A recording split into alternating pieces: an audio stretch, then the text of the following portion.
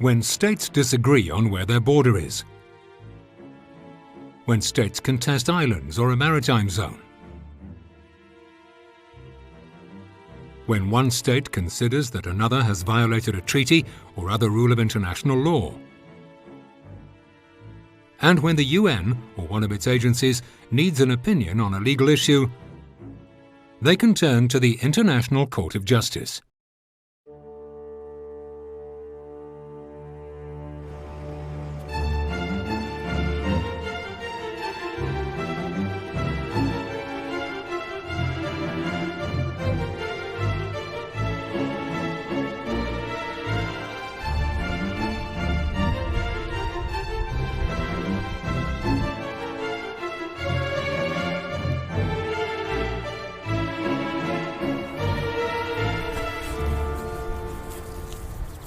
The International Court of Justice, or ICJ, has its seat in the Netherlands at the Peace Palace in The Hague.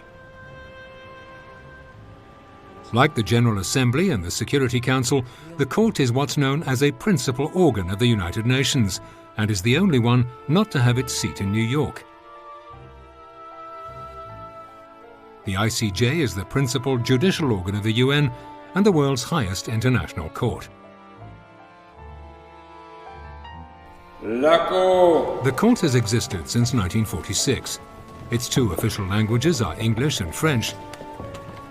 Its founding document, the Statute, is an integral part of the Charter of the United Nations. Veuillez vous asseoir. All UN member states, therefore, automatically recognize the existence of the court and can call on its services.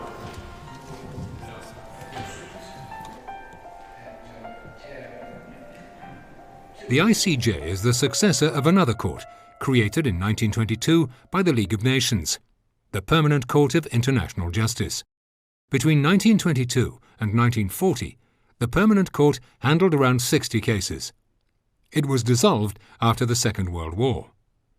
The ICJ succeeded the Permanent Court on the 18th of April 1946, inheriting not only its statute, but also its jurisprudence and traditions.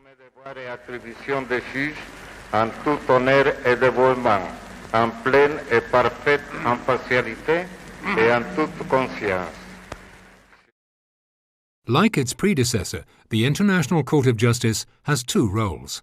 The first is to decide disputes between states. These are known as contentious cases. The court's second role is to respond to legal questions submitted to it by the General Assembly, the Security Council, and other UN organs or agencies. These cases are known as advisory proceedings.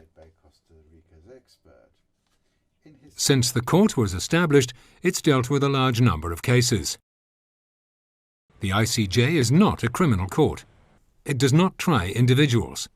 Only disputes between states can be submitted to it. The court consists of 15 judges. They're elected for 9 years by the General Assembly and the Security Council.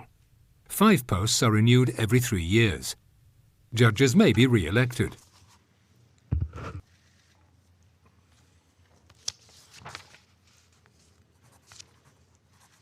Mr. Mohammed Benuna, Mr. James Richard Crawford, Ms. Joan E. Donoghue, Mr. Kirill Kevorkian and Mr. Patrick Lipton Robinson have been elected to the International Court of Justice for a term of office of 9 years, beginning on 6 February 20. The members of the court must all be from a different country. They do not represent their countries. They are independent judges.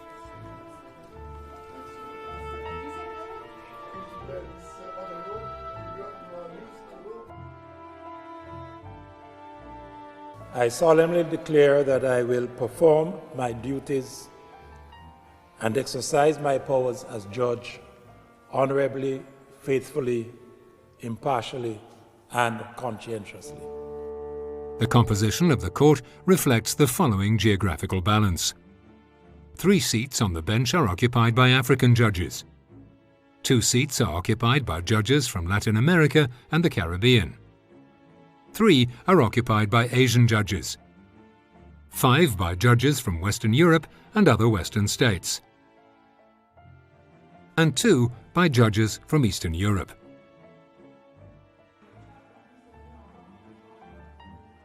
Although no country is entitled to a seat, in practice the court has always included one judge from each of the 5 permanent members of the Security Council.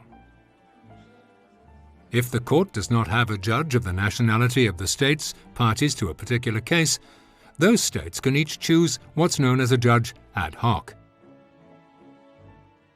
These judges can be of any nationality and have exactly the same rights and duties as elected judges. Every 3 years, the court elects its president and vice president.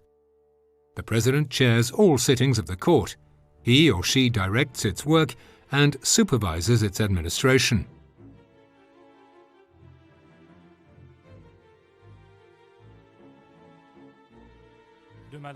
Each year, the President presents a report on the activities of the ICJ to the General Assembly in New York. De l'intérêt que votre Assemblée manifeste pour la Cour et du soutien qu'elle lui apporte. The Court is administratively independent. It's the only principal organ of the United Nations that is not assisted by the UN Secretariat. The judges are assisted by a registrar elected by the Court for a renewable term of 7 years. The registrar is the head of the Court Secretariat, its registry, whose staff members are recruited from all over the world. The registrar performs judicial, diplomatic, and administrative functions.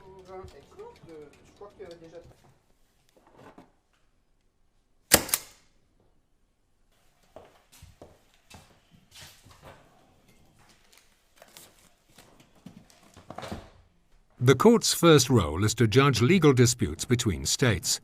These contentious cases represent 80% of its work. In the past, contentious cases have often related to border disputes, maritime delimitation, and diplomatic protection.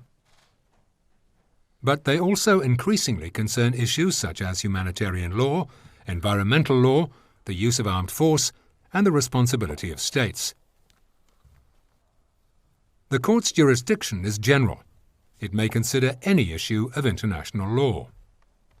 All UN member states are entitled to bring contentious proceedings before the Court. Other non-member states can also access the Court subject to certain conditions. The Court's jurisdiction thus extends throughout the world.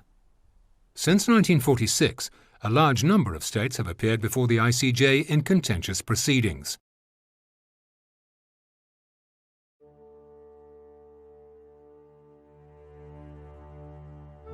States are sovereign. They're free to choose how to resolve their disputes. The Court can therefore only hear a case if the states involved have freely consented to having the case referred to it. In most instances, states appear before the Court on the basis of an international treaty.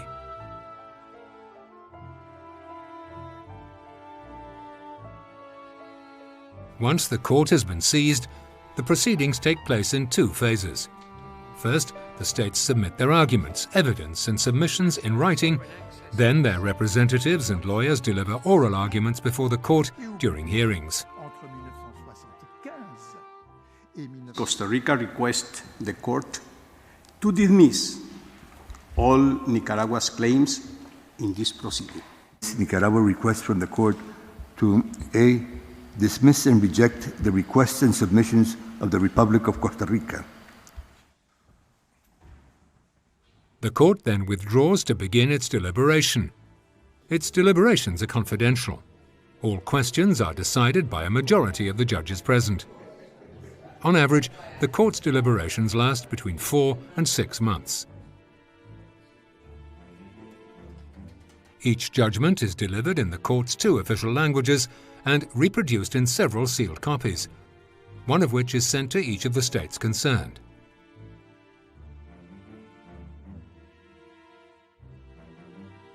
Judgments are read out at a public sitting. They conclude with an operative part in which the Court gives its decision in respect of each of the points at issue. For these reasons, the Court, 1, by 14 votes to 2, rejects the preliminary objection raised by the Par ces motifs, La Cour, 1. Par 14 voix contre 2, rejette l'exception préliminaire soulevée par la République. All judgments of the court are final and without appeal. It is to be noted that by coming before the court of their own volition, states at the same time assume a commitment to comply with its decisions, all of which are binding on the parties. Virtually all the judgments of the court have been implemented. If a state refuses to abide by a decision of the court, the opposing state may have recourse to the Security Council, which may, under Article 94 of the Charter of the United Nations, make recommendations or decide upon measures to be taken to give effect to the judgment. Given the great legal, moral, and diplomatic authority with which decisions of the court are invested, it is, however, extremely rare for this to happen. The Court's second role is to respond to any legal questions put to it by certain UN organs and agencies. This procedure culminates in advisory opinions. Since 1946, the Court has rendered a number of opinions on questions which have sometimes received wide media coverage. The majority of these opinions have been requested by the General Assembly. The advisory opinion issued by the Court in 2004 on the legal consequences of the construction of a wall in the occupied Palestinian territory was one of the most high-profile in its history. States from across the globe were invited to participate in the proceedings, which lasted just under 7 months. The General Assembly and the Security Council should consider what further action is required to bring to an end. Unlike judgments, advisory opinions given by the Court are not binding per se. It is for the United Nations organs or specialized agencies having requested an opinion to follow up on them as they see fit. Whatever the case, thanks to the Court's legal and moral authority, its opinions carry great weight. Moreover, the consideration given to the Court's advisory opinions by states and international organizations in their legal practice fosters the development of international law.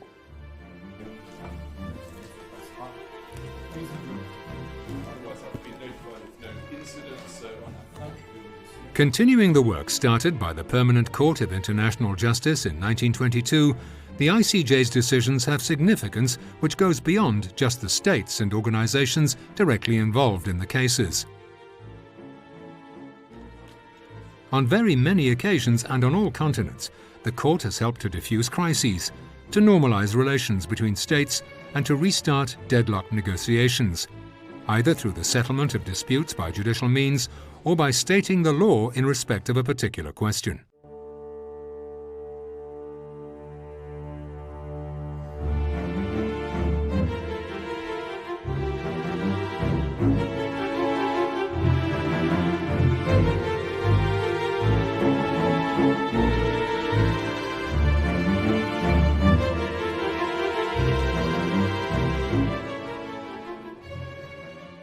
As the principal judicial organ of the United Nations, the Court is an important cog in the international mechanism for promoting and keeping peace. To that end, the Court very regularly hosts visits by heads of state and dignitaries.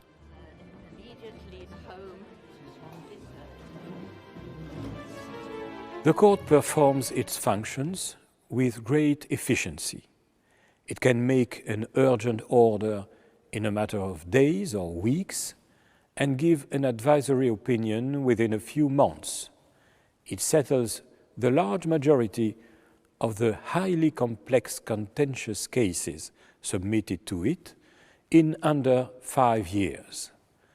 The Court's budget accounts for less than 1% of the regular budget of the United Nations. The Court is a judicial institution unique in the world. Through its judgments, opinions and orders, it lends its support to the United Nations in achieving its primary purposes, which are to maintain and strengthen international peace and security.